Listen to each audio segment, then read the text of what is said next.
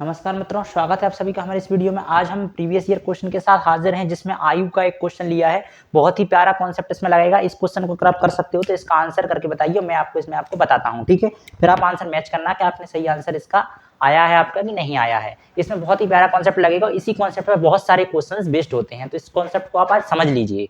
तो वीडियो में अंत तक जरूर बने रहें। देखो, ए और बी की वर्तमान आयु का अनुपात यह दिया है। 10 साल पहले आयु का अनुपात ये था, यानी 10 साल पहले कितना था, 4:7 था, ठीक है।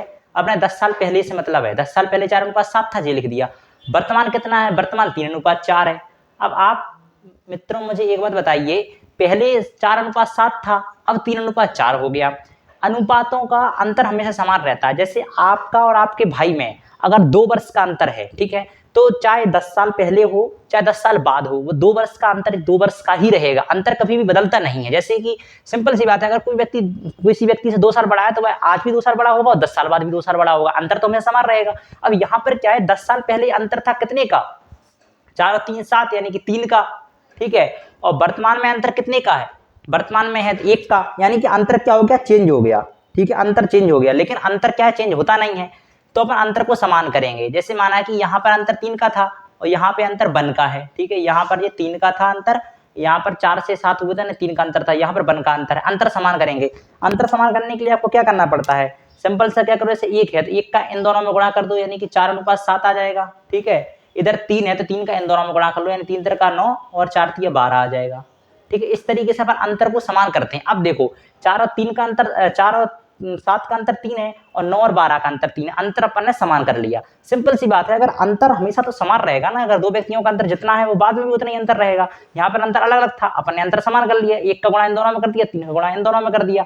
अब आप समझो 10 साल में कितना बढ़ा, यानी कि 7 से 12 हो गया, यानी कि 5 यूनिट बढ़ा कितने में, 5 यूनिट बढ़ा कितने में, 10 साल में, 10 ईयर्स में, 10 साल में 5 यूनिट बढ़ा है, ठीक है। अब यहाँ पे दोनों की वर्तमान आयु पूछा है, यानी कि 1 यूनिट कितने साल में बढ़ेगा, 1 यूनिट बराबर हो जाएगा 5 के, ठीक है। यहाँ पर कितने यूनिट है, तो दोनों की वर्तमान आयु, इसकी यूनिट कितनी है, 4, 4 में 5 गुणा कर दो तो 20 आ जाएगा यहाँ पर, और 20 यहाँ, और यहाँ पर 5 का इसमें गुणा कर दो तो 35 आ जाएगा, ठीक है। तो ये इनकी क्या है, वर्तमान आयु बताना है। ये 10 वर्ष पहले की आयु थी, सिंपल सी बात है। तो वर्तमान में 10 साल पहले की आयु का अनुपात यह था, उनकी वर्तमान आयु का अनुपात ये है 4:3 है। तो मतलब 3:4 मतलब वर्तमान आयु इसकी 20 और 35 हो जाएगी।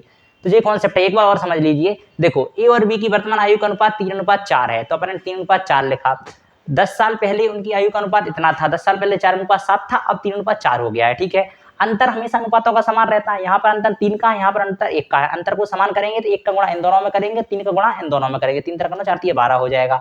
अब समझो 10 साल में, यानी कि 10 साल में इसकी 7 से ये आयु 12 हो गई, यानी कि 5 यूनिट बढ़ गई 10 साल में। 7 थी 12 हो गई, यानी कि 10 साल पहले 7 थी, 10 साल बाद 12 हो गई, यानी 5 यूनिट बढ़ गई। 7 में से कितना, 5 यूनिट बढ़ गई 10 साल में, यानी 1 यूनिट बराबर 5 हो जाएगा। 1 यूनिट 5 के बराबर है। वर्तमान आयु बताना है, वर्तमान आयु इसकी 4 है, तो 1 का मतलब 5 का 4 में गुणा 5 को 20 और 5 का 7 में गुणा 7 35, वर्तमान आयु 20 वर्ष और 35 वर्ष आ जाएगी। इस कॉन्सेप्ट से आप इस क्वेश्चन को कर सकते हैं। वीडियो में बने रहने के लिए बहुत बहुत धन्यवाद।